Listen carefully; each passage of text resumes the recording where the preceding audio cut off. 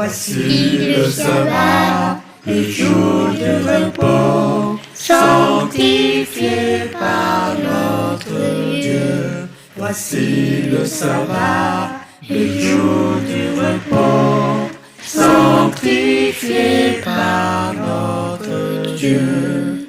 Amen. Amen. Amen. Amen. Amen. Amen. Amen. Amen. Amen. Amen. Amen. Amen. Amen. Voici le sabbat, le jour de repos, sanctifié par notre Dieu. Voici le sabbat, le jour du repos, sanctifié par notre Dieu. Mesdames et messieurs, frères et sœurs, bienvenue à cette émission de Bon Sabbat. Que la paix du Seigneur soit avec vous. Très heureux de vous retrouver dans un autre format de Bon Sabbat. Aujourd'hui, nous allons parler d'une story, des choses qui arrivent qui peuvent arriver à chacun d'entre nous d'une façon ou d'une autre. Comment être délivré des forces du mal. Souvent, nous sommes entourés de ces phénomènes que nous ignorons ou alors que nous subissions ces forces sans avoir vraiment les moyens de les contrer parce que nous avons un manque de connaissances. D'ailleurs, la parole de Dieu le déclare, « Mon peuple périt faute de connaissances ». Et nous avons eu donc la grâce ce soir d'avoir Florence Suzy qui est juste à côté de moi. Bonsoir Florence. Bonsoir Marie. Et bon sabbat à toi. Bon sabbat. Et c'est avec elle que nous allons voir un certain parcours parce que elle a subi ces choses-là. Je pense que lorsque quelqu'un qui a subi ces choses va nous les raconter et comment on arrive au chemin de la délivrance, alors nous avons la preuve que le Saint-Esprit continue à œuvrer et ne laisse pas ses enfants, ses innocents, à la merci de l'ennemi. Alors, Suzy, je t'ai déjà dit bonsoir. Est-ce que tu peux te présenter à nouveau à nos téléspectateurs? Bon, Suzy, c'est une jeune dame qui a rencontré le Seigneur à un moment crucial et déterminé de sa vie et qui, depuis cette marche, a vécu de très grandes expériences spirituelles avec Dieu, au-delà de tout, jusqu'à avoir à affronter les forces du mal. Ce n'est pas facile de sortir de là quand on se retrouve du jour au lendemain pris au piège de certaines tentations ou de certains pièges que l'ennemi dresse sur votre chemin sans que vous ne soyez au courant. Et cela a fortifié et renforcé ma foi au point aujourd'hui que je peux être, je veux dire, que partager cette expérience avec ceux qui cherchent Christ et qui peuvent être butés à ce genre de situation dans la vie. Parce qu'on a une grande recrudescence aujourd'hui. Et d'ailleurs, c'est un problème des frères et sœurs qui semblent être entourés des puissances occultes sans qu'ils le sachent, ou même dans leur connaissance. Et l'une des questions qu'on se pose avec beaucoup de douleur, comment un chrétien, par exemple, peut être possédé. Ce sont des questions graves, mais dont des frères et sœurs sont victimes. Alors, nous te remercions d'avoir accepté de parler de ça avec nous. C'est un privilège parce que c'est rare que quelqu'un se donne, se prête à ce jeu et raconte l'histoire comme elle s'est passée. Alors, comment est-ce que ces forces du mal se sont attaquées à toi et dans quelles circonstances? Comment est-ce qu'elles se sont attaquées à moi? Ce que je veux dire, comme on l'a dit à l'entame, parfois vous partez chercher la grâce de Dieu dans votre vie. Au lieu de rencontrer le Christ, vous rencontrez Satan sur votre chemin. Et ça peut être l'expérience de beaucoup de personnes qui sont allées entrer dans des églises, dans des communautés chrétiennes ou religieuses, au lieu d'être captées par la puissance du Saint-Esprit, se retrouvent en piège au creux des puissances démoniaques. Et c'est ça qui se passe aujourd'hui de plus en plus dans beaucoup de communautés chrétiennes, où des hommes de Dieu, sous le faux couvert de la piété ou de la foi, vous font croire qu'ils vous amènent au Seigneur, mais pourtant, ils sont en train de vouloir vous livrer entre les mains de Satan. Je vais tomber malade. Ma petite histoire, c'est que à un âge de ma vie où je devais finir le cycle secondaire, pour entrer dans le cycle universitaire. Et puis, il y a une de mes parents proches, une de mes grands-mamans, qui était ma tutrice à l'époque, me dit, une jeune fille qui entre à l'université sans avoir être scellée dans la foi chrétienne, c'est très difficile parce que dans le milieu universitaire, il y a beaucoup de propositions. Il y a beaucoup de tendances. Oui. Il y a beaucoup de camps, il y a des naïfs, il y a ceux qui sont des initiés et même parfois ce sont vos enseignants qui vous initient dans des choses, les sciences occultes. Mais alors, avant juste d'arriver là, est-ce que tu avais déjà un rapport avec la chrétienté, justement? Oui, un rapport avec la chrétienté. Les églises? Oui, parce que quand... Est-ce que tu priais déjà? Oui. Est-ce que tu lisais la Bible? Oui. Je lisais déjà la Bible. Déjà, quand vous grandissez dans des familles chrétiennes, la mienne à l'époque était beaucoup protestante de l'église presbytérienne.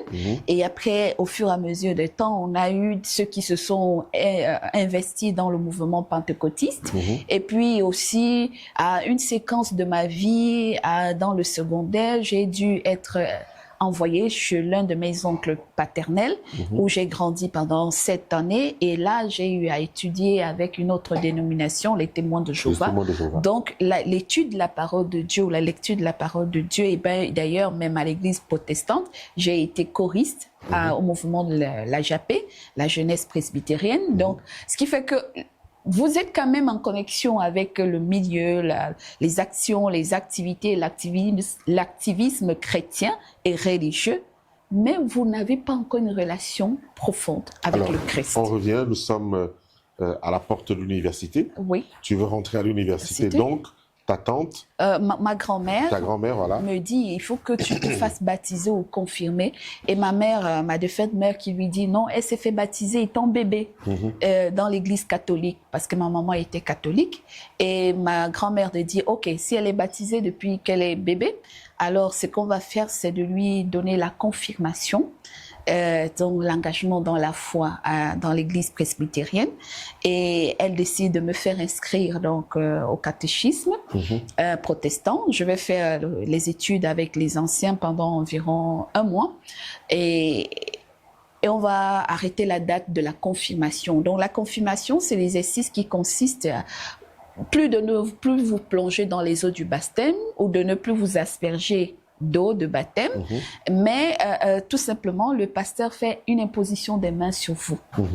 Et malheureusement, c'était pour moi au détriment, je veux dire, au détriment de ma propre sécurité, parce que le jour de la célébration du culte, il va imposer des mains sur moi. Et j'étais avec une sœur, en même temps, il va nous faire une imposition de main. Et donc moi, on le voyait comme un acte naïf, mais qui plus tard va me porter beaucoup préjudice dans ma vie et même qui va être l'élément déclencheur qui va me permettre d'entrer en communion avec le Christ. Et bon, parce que ce qui se passe ce jour-là, tout le monde d'ailleurs, quand il lève ses mains, tout le monde va constater qu'il tremble des mains jusqu'aux pieds. Ça, c'est le pasteur pour la confirmation. Oui, quand il va étendre ses mains et nous les lever sur nos têtes, il grelotte, il transpire au point où la sueur tombe même au sol, toute la soutane est balancée et tout le monde se demande mais quelle concentration spirituelle. Et que d'ailleurs à la sortie du rituel, il y a un de mes beaux-frères qui dit mais la façon dont le pasteur était concentré aujourd'hui, là, il a tremblé, il a transpiré, la soutane. Et nous tous, on s'est demandé que même quand il consacre les anciens et les diacres de l'église, ils n'avaient jamais vécu ce phénomène de transe. Qu'est-ce qui s'est passé? Je dis, je ne sais pas. Moi, il a fait ce qu'il... Et toi, pendant ce temps, pendant qu'il priait sur vous, toi, tu ressentais quoi?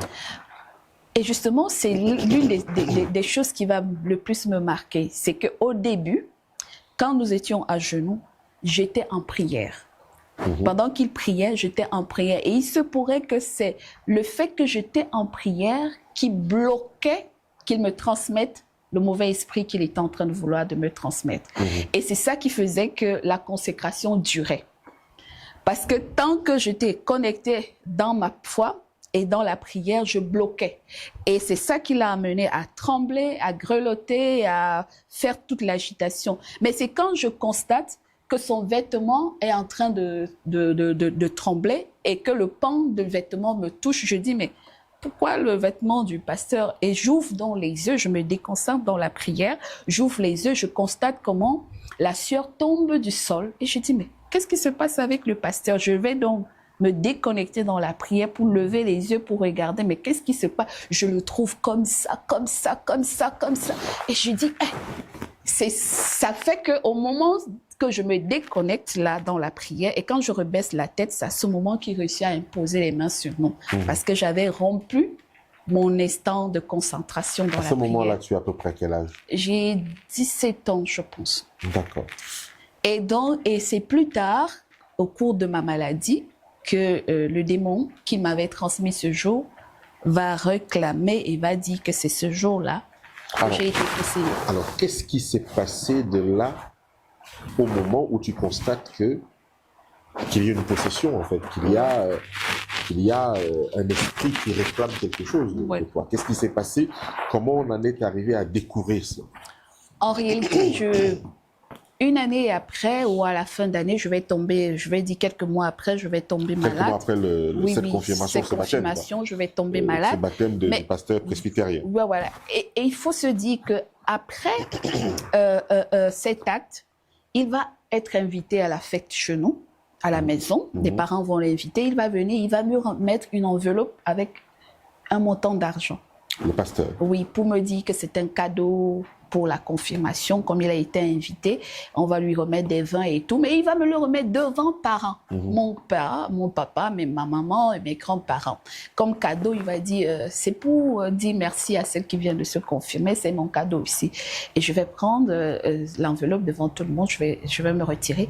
Et puis, à 2 reprises, dans le cheminement de l'année scolaire, il va me faire 2 propositions. La première, une fois, il me dit, je connais des livres mystiques que si tu lis, tu seras capable de dominer n'importe quel homme. Ça, c'est un pasteur qui me fait cette proposition. Entre-temps, entre guillemets, pour dire qu'il me faisait la cour en même temps. Et comme je résistais, il cherchait des approches et des accroches pour attirer mon attention. Et alors, il me dit, si tu as ce livre, ton esprit va s'ouvrir et tu vas maîtriser un ensemble de choses. Je dis non, je ne veux pas ça. Je ne veux pas ce type de livre. Je ne sais pas pourquoi tu me proposes ça. Au lieu que le pasteur te propose des études bibliques, il t'amène plutôt un peu dans des lectures ésotériques. Des lectures ésotériques, en fait. Pardon. Et après, une autre fois, il me dit, comme ça de beau en blanc, je connais des positions sexuelles que si tu es avec un homme, quand tu vas avec un homme, si tu récites des formules spécifiques, cet homme-là va manger sur ta paume de main. Je dis, mais pasteur, pourquoi tu parles tout le temps des choses compliquées comme ça? Les parents n'ont pas vu, comment dire, n'ont pas capté quelque chose, n'ont pas vu que c'était pas un homme normal, c'était pas... n'ont pas vu que c'était un loup dans la bergerie. Non, comment ils pouvaient savoir? C'est un être humain ordinaire qui ne peut pas dévoiler ses secrets intimes à tout le monde. Et d'ailleurs, pour la petite anecdote, comme je résistais, je lui résistais beaucoup, il allait voir ma défunte maman pour lui dire qu'il est fou amoureux de moi et qu'il est prêt à tout faire pour me... Si je veux, il va divorcer de sa femme pour m'épouser. Mais ta maman a pu constater que c'est un homme.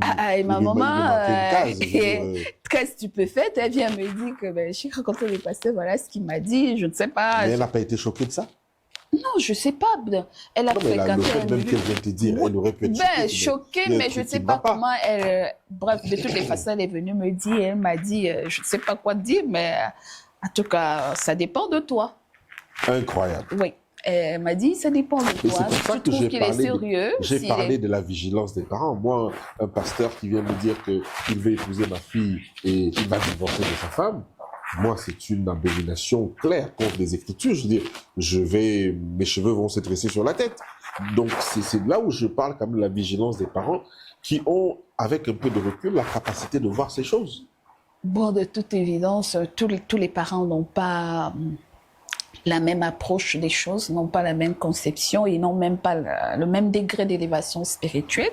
Et si vous avez dit que peut-être c'est une bonne idée, sa fille aura 18 ans, 19 ans bientôt, si elle se marie avec un homme de Dieu, parfois les gens trouvent que c'est peut-être une approche. Qui va divorcer de sa femme. De toutes les façons, c'était passé comme ça. Alors, je vais commencer à... On va quand même flirter, il faut le dire, pendant un temps, mais après, quelque chose va me pousser à mettre de la distance entre nous. Et pendant cette distance, donc, je vais tomber malade. Et puis, je vais faire pratiquement 3 mois de maladie où je perds complètement la respiration et personne ne sait ce qui se passe.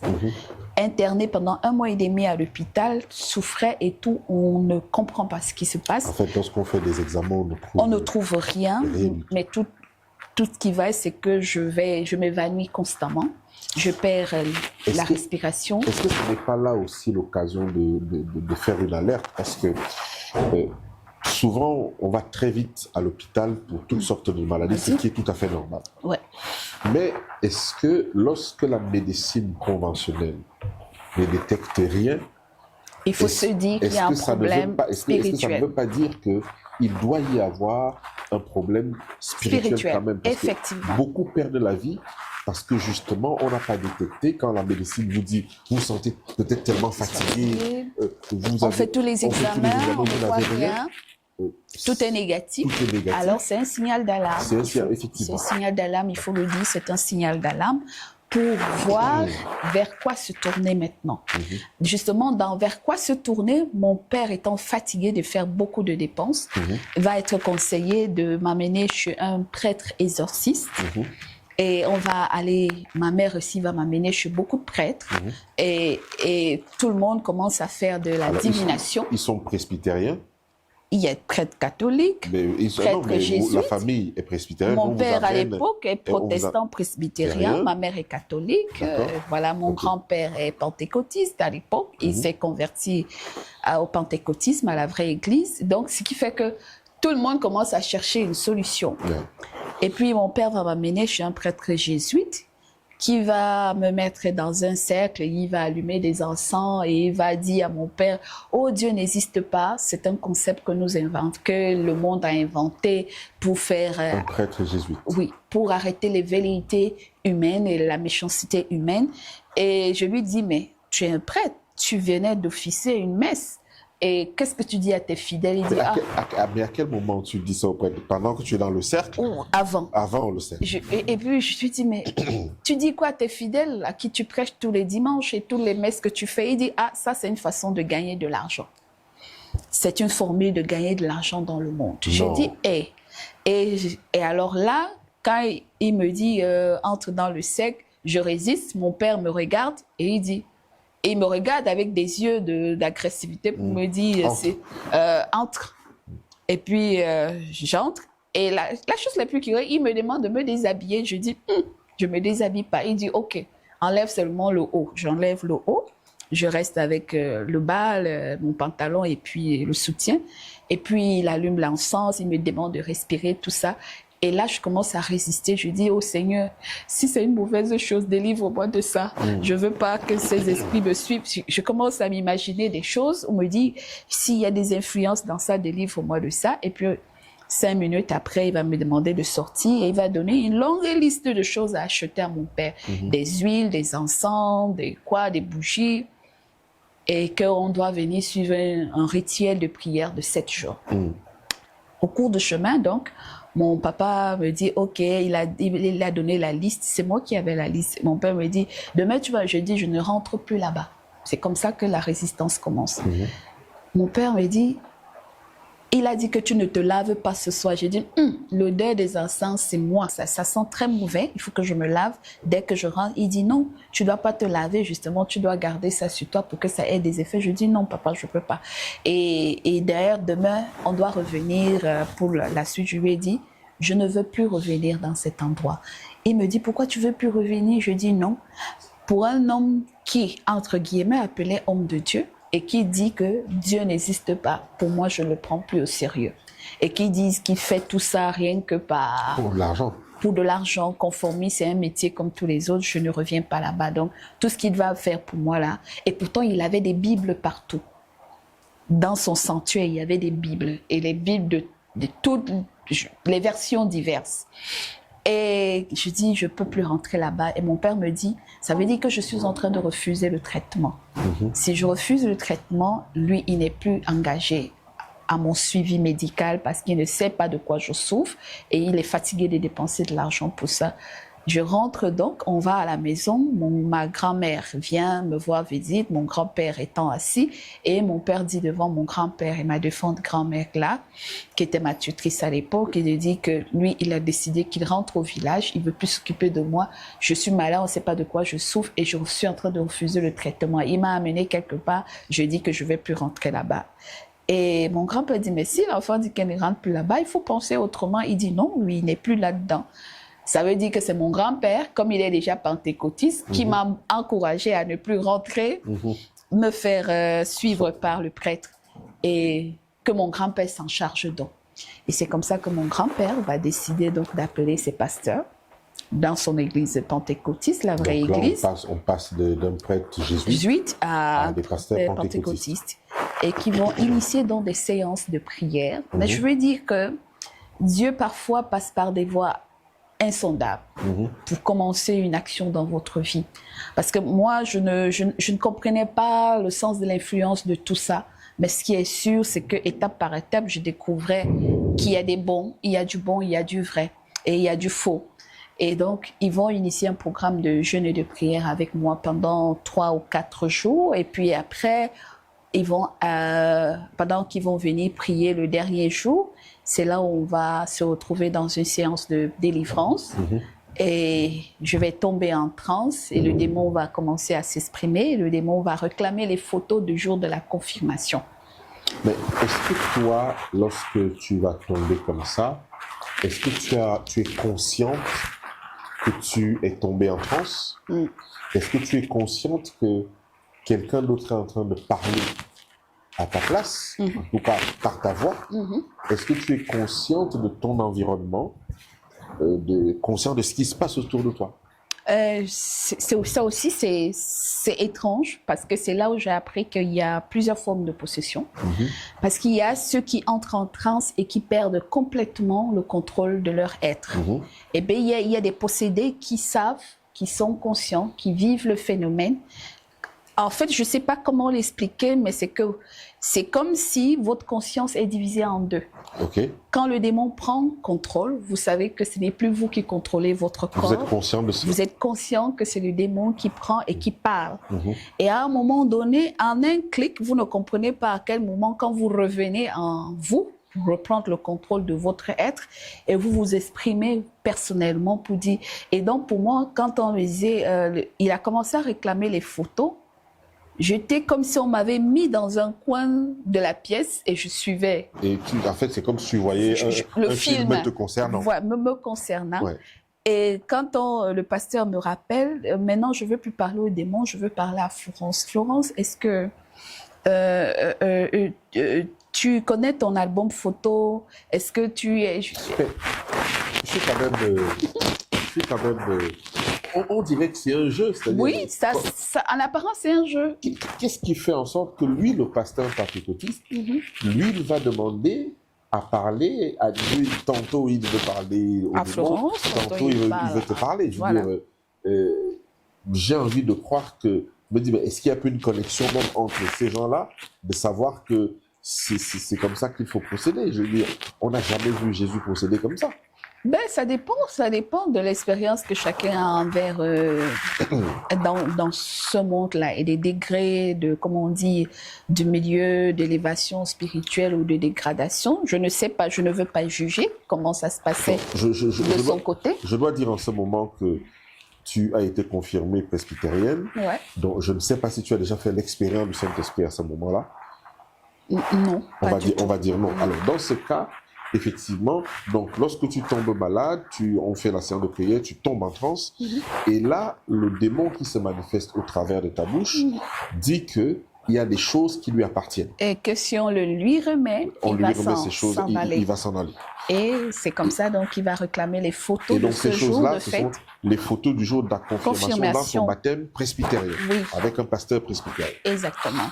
Voilà. Et donc, il va réclamer toutes les photos de l'église jusqu'à dans la fête à la maison.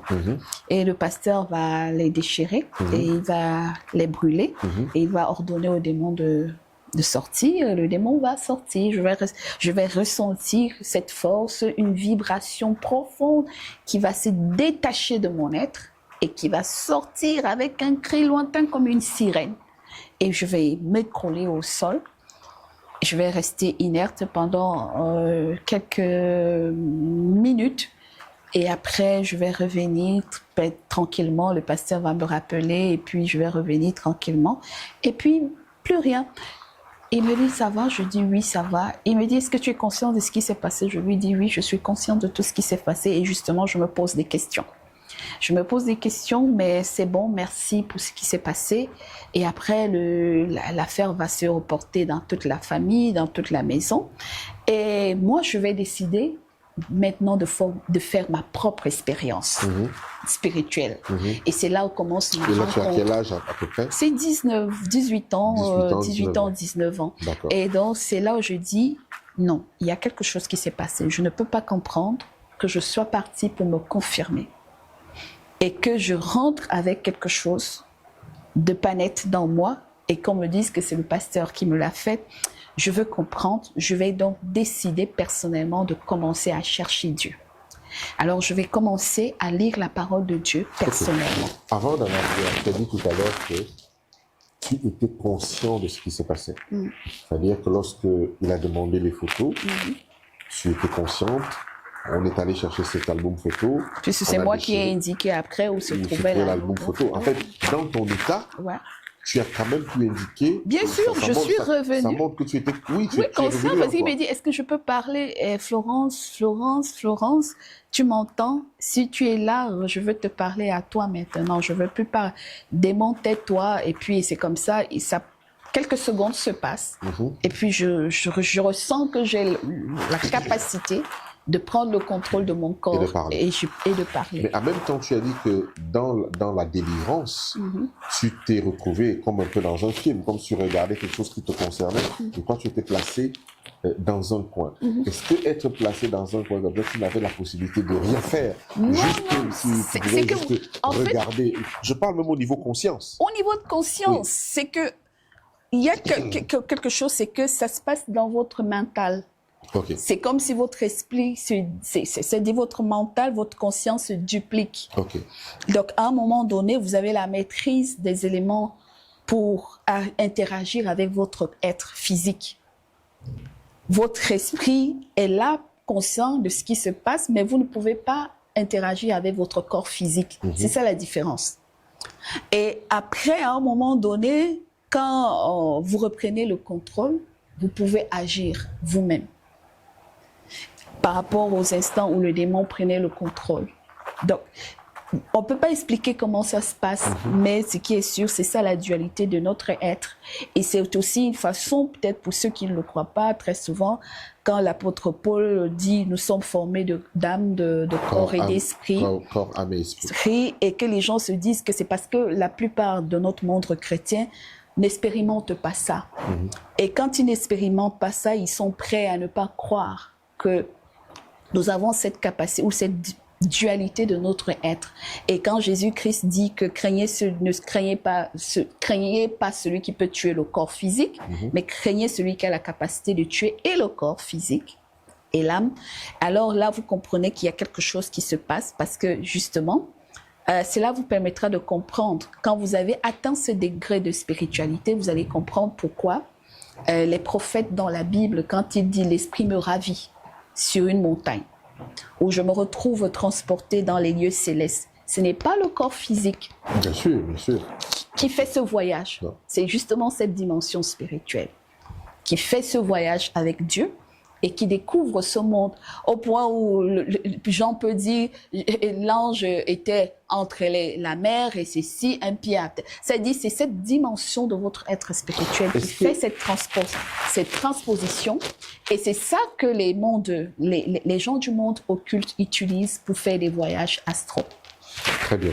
Nous allons revenir, peut-être que si on le termine pour aujourd'hui, on reviendra parce Voilà. qu'il y a beaucoup de questions. Voilà. Est-ce que cette expérience a changé quelque chose dans ta vie spirituellement parlant? La première, c'est-à-dire celle dont on parle là. Oui. Parce que je suppose qu'il y en a eu d'autres après. Mais celle dont on parle là, est-ce que à 18 ans, 19 ans, jeune fille qui vient de voir des hommes de Dieu complètement faire plutôt l'œuvre de Satan, est-ce que ça a changé quelque chose dans ta façon de percevoir la chrétienté? Et tout à fait, complètement changé. C'est pour cela que je suis de ceux des chrétiens qui pensent que réclamer la puissance et l'onction du Saint-Esprit n'est pas que l'apologie des hommes de Dieu qui s'appellent pasteurs. Parce que les gens se disent, et justement parce qu'on a pris notre confiance et notre foi et on l'a déposée sur les hommes. Pas sous le couvert qui sont des prêtres, qui sont des pasteurs. Il n'y a que Dieu peut utiliser pour nous sortir de nos besoins spirituels. Mais justement, cette expérience m'a permis de me méfier la plupart du temps de beaucoup de personnes qui parlent de Dieu et qui s'appellent hommes de Dieu, entre guillemets. Et de comprendre que Dieu peut se révéler à chacun de nous si nous avons une connexion parfaite avec lui. Parce que ma belle expérience, c'est que quand je sors de là et que je décide de faire ma propre guérison intérieure et spirituelle en cherchant Dieu, je vais commencer à lire la Bible. Je vais commencer à faire des prières entre minuit et 2 heures du matin. Je me réveille seule, je prends ma Bible et c'est d'où je dis toujours la belle expérience à laquelle je me suis confrontée, c'est que Satan, sachant que j'ai pris cet engagement, a décidé de commencer à me persécuter personnellement. Quand je prenais, par exemple, un Nouveau Testament ou une Bible pour lire, le Nouveau Testament, une fois, s'est suspendu de mes mains. Elle s'est déconnectée de mes mains, elle est montée en haut et elle est restée suspendue. Alors, j'ai croisé les mains et je regardais le phénomène comme ça. Donc, en fait, c'est comme j'ai le portable là. Il se suspend. Le portable se suspend comme ça. Moi, j'ai mes mains en bas et je regarde le portable se suspendre. J'enlève les mains, je les croise et je regarde le Nouveau Testament, les pages, faire ça, tout suspendu. Et quelque chose me dit, c'est pour m'empêcher de lire cette Bible, je vais seulement la lire. Mais ça veut dire que Satan continuait justement à chercher d'autres mécanismes à l'extérieur. Voilà, à l'extérieur. Et c'est comme ça donc. Et tu as vécu ces phénomènes-là toute seule, en fait. Oui, toute seule. Et oui, parce que tu te lèves, tu pries à minuit, une heure. Et soit une fois j'ai vécu le phénomène de la suspension du Nouveau Testament, et les autres fois c'était quand j'ouvre la Bible et je me baisse pour lire, il y a des démons de distraction qui s'agitent autour de moi. Et donc je vois des papillons, des insectes, des choses, et quand je lève la tête, il n'y a rien. Mais dès que je baisse pour lire la Bible, je vois des éléments se défiler autour de mon rayon. Et je dis, mais qu'est-ce qui se passe? Je me reconcentre. Quand je me reconcentre, ça se remet à défiler. Et quand je lève la tête, il n'y a rien. Et je me mets en prière, je dis, quel que soit ce que tu cherches, je vais lire cette Bible. Il y a quelque chose que tu veux pas que je découvre. Et j'ai dit à Dieu, sors-moi de là, délivre-moi de là. Ça veut dire que tu avais déjà une vision spirituelle ouverte sur ces choses-là. Ouais. Tu pouvais ressentir l'ennemi autour de toi. Tu pouvais... Comment on vit quand on est comme ça? Je veux dire, quelle est l'assurance qu'on a de la vie lorsqu'on peut ressentir l'invisible de cette façon-là? Et surtout quand on est aussi jeune. Oui, justement, dans la convalescence de ma maladie, je commence à me refaire petit à petit. Je me souviens même, un jour, je vais faire mon linge, je vais faire ma lessive, je vais étaler mes affaires. Et le soir, quand je vais les retirer, je vais glisser de la pente et je vais me faire mal au pied. Mais là, sur le point du choc, je ne sens pas mal. Je me relève, tout va bien. Et puis, quand je viens traverser les personnes de la famille qui étaient à la véranda, je commence à boiter. Comme si j'ai eu un grand choc et ma jambe, je perds complètement la sensibilité de celle. Je commence à boiter. Et puis, une voix me dit, c'est ton ennemi. Il veut faire croire à la famille que comme tu as chuté là, c'est ça qui est en train de te rendre handicapé. Il faut rejeter ça rapidement. Et alors, j'entre dans la chambre et je dis, Satan, je sais que c'est toi qui me tiens ma jambe. Tu ne m'as pas eu pour ma respiration. Tu ne m'as pas eu jusqu'ici pour la mort que tu me programmais. Mais je t'ordonne, au nom de Jésus-Christ, lâche ma jambe. Je ne serai pas handicapé à cause de toi.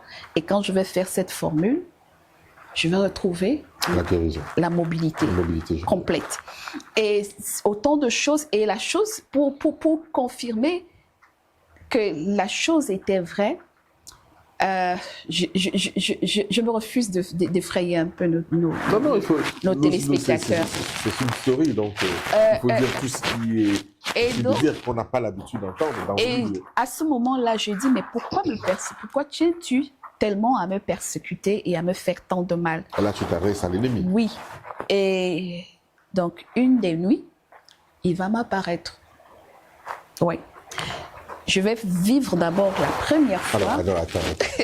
Qu'est-ce qui va t'apparaître? C'est le démon ou c'est une autre entité qui va t'apparaître? Oui. Parce que si c'est un démon, ok. Oui. Une entité. Mais tu as l'air de dire que c'est pas tout à fait le démon qui t'est apparu. Non. Parce que je vais dire que l'expérience, quand Jésus-Christ dit que si vous avez la foi autant grande que moi, les choses que j'ai faites, vous les ferez. Vous les vivrez au mieux encore que ce que moi j'ai.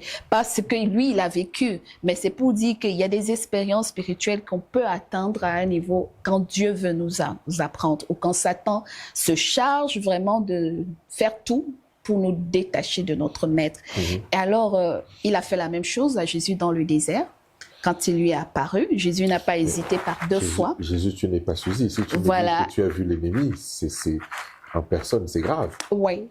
Et donc, ça veut dire que je suis en train de... Non, mais tu es consciente que c'est grave si tu... Oui, je le dis vertement, le dis. C'est vrai qu'Ellen White nous a dit qu'elle a déjà vu l'ennemi, mais on va dire qu'Ellen White a une notion connue et reconnue. Oui, par l'Église mondiale, mais c'est aussi une façon de dire à nos frères et sœurs dans la foi que si vous avez une relation profonde avec Dieu, il t'est apparu... Il est capable... Il t'est apparu comment? Et qu'est-ce qui s'est passé?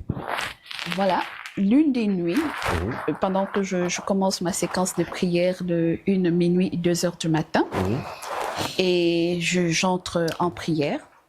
Pendant que j'entre en prière, je me retrouve transportée dans le monde. J'étais, pour dire qu'est-ce qui se passe, la scène, c'est que ceux qui ont ce genre d'expérience, ils peuvent comprendre. Je suis assise sur le lit. En train de prier. En train de prier. Mais je me retrouve transportée en esprit. Ça, c'est effectivement... Dans une pièce. Effectivement, oui. Dans une pièce. Et dans cette pièce, je suis à genoux là-bas. Et c'est aussi un message que j'envoie aux enfants de Dieu. Et généralement, nous avons ces messages où nous aimons dire aux gens la position la plus extraordinaire pour prier, c'est la mettre à genoux, se prosterner. Tout ça, c'est beau. Mais je nous assure, ce n'est pas l'attitude physique, mais c'est la disposition du cœur que Dieu voit. Quand vous êtes connecté humblement devant le trône de grâce, que vous soyez allongé, que vous soyez debout, que vous soyez assis, Dieu ne vous regarde pas dans la posture physique dans laquelle vous êtes. Il vous regarde prosterné devant son trône. Il vous regarde à genoux, humilié devant son trône. Alors là-bas, je me retrouve à genoux.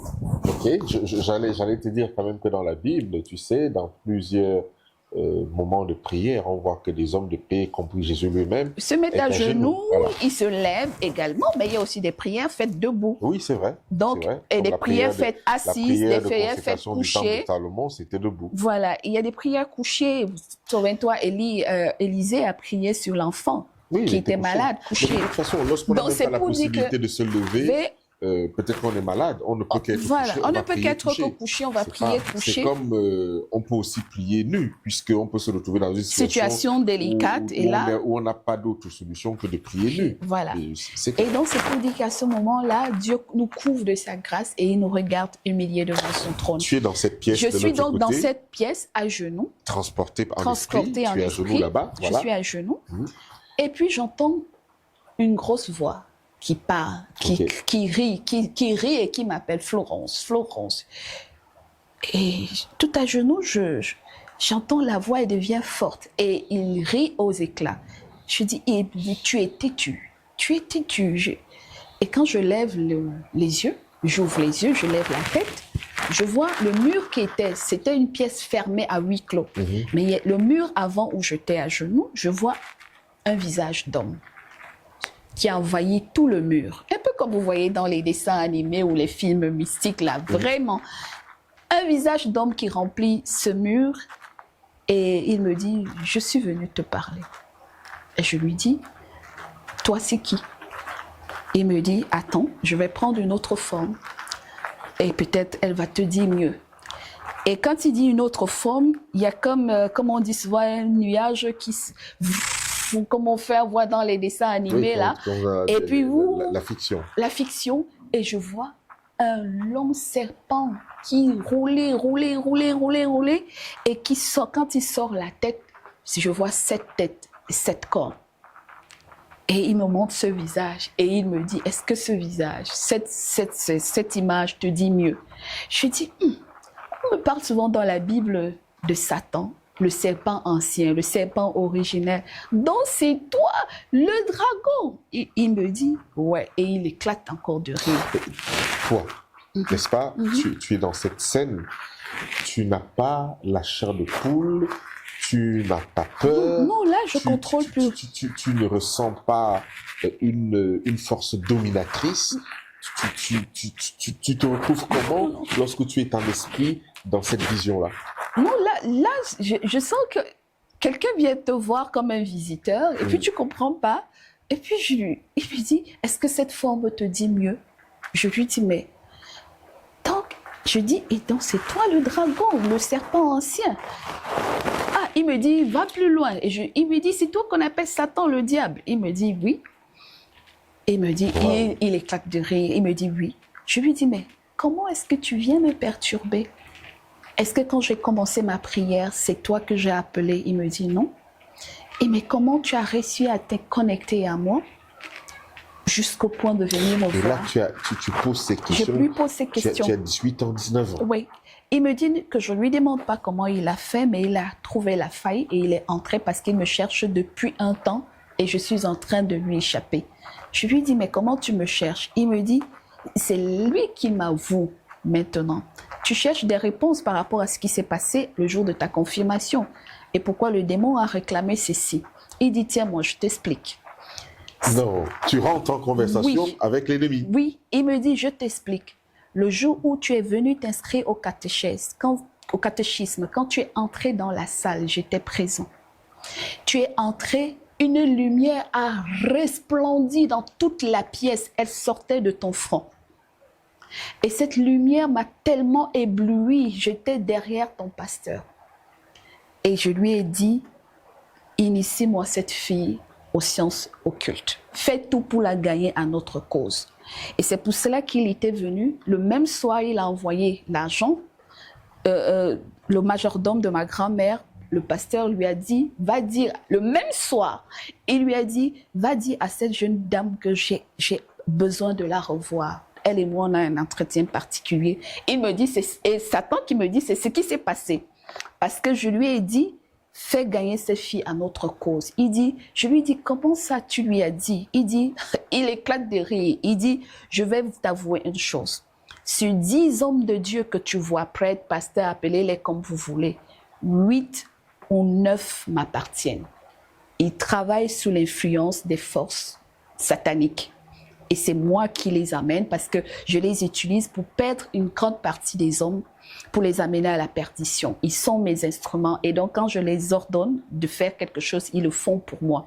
J'ai dit, Donc, je m'étonne et je dis, c'est toi qui lui as dit. Il dit, c'est pour cela qu'il t'a proposé la formation aux sciences occultes. Et comme tu as refusé et tu t'es mis à le fuir, l'enjeu était de te faire mourir. C'est pour cela que tu es tombé malade. Et quand tu es tombé malade, je voulais que le démon qu'il t'avait transféré au moment de ta mort va se retirer avec une partie de l'énergie positive que tu as en toi pour que nous utilisions ça pour gagner d'autres âmes à notre cause. Et je lui dis, c'est pas possible. Il dit, c'est moi qui suis en train de te dire, Romary, cela va paraître comme une anecdote. 3 ans après cette expérience que j'ai vécue spirituellement, ce pasteur va faire la confession de cette vérité à ma cousine en direct. On va arrêter là pour aujourd'hui. On va arrêter là pour aujourd'hui. Je pense qu'on va revenir dans la série 2, hein, le deuxième, parce qu'on a déjà fait pratiquement 1 heure de temps. Voilà. Donc, pour cette première partie, voilà. On a conclu que ce pasteur a confessé. Il a confessé et il a dit à ma sœur, je sais que c'est moi qui l'avais rendu vivant. Et il dit à ma sœur, je m'en excuse, sa famille m'en veut. À l'époque, je lisais les livres très compliqués et le soir, avant sa confirmation, j'avais fait un rituel. J'ai fait une erreur, j'ai prononcé son nom, c'est pour cela qu'elle est tombée malade. Ok. Nous pouvons retenir beaucoup de choses avant de continuer parce que je sais que nos téléspectateurs vont bouillir. Ah ouais. De curiosité pour la suite. De curiosité pour la suite et surtout s'ils vont jusqu'au bout de ceci. Ce qu'on peut dire ici, c'est que on voit une négligence des parents qui laissent les enfants souvent livrés à eux-mêmes face à ce genre de choses et de phénomènes parce qu'on laisse n'importe qui toucher à nos enfants pour toutes sortes de raisons. Ça, c'est la première chose qu'on peut remarquer. La deuxième chose qu'on remarque, c'est qu'à ce moment-là, tu n'avais pas encore une connaissance du Dieu vivant comme tu l'as aujourd'hui. L'ennemi a réussi à te happer, mais Dieu a mis sa main. Maintenant, on se rend également compte d'un autre phénomène qui est récurrent même ces jours-ci, c'est qu'il y a beaucoup de délivreurs, on va les appeler comme ça, qui font quand même ce que la Bible préconise, parce qu'ils parlent aux démons, conversent avec les démons, et c'est une pratique qui est très connue et qui démontre même une certaine puissance.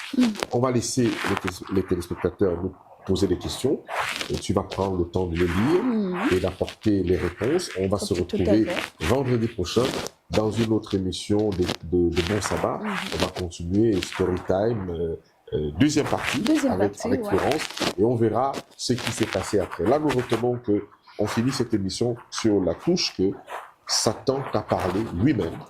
Il t'a expliqué comment il a fait les choses contre toi jusqu'ici. Je te laisse l'occasion de dire un dernier mot, de clôturer cette émission avec un dernier petit message de quelques minutes à nos téléspectateurs.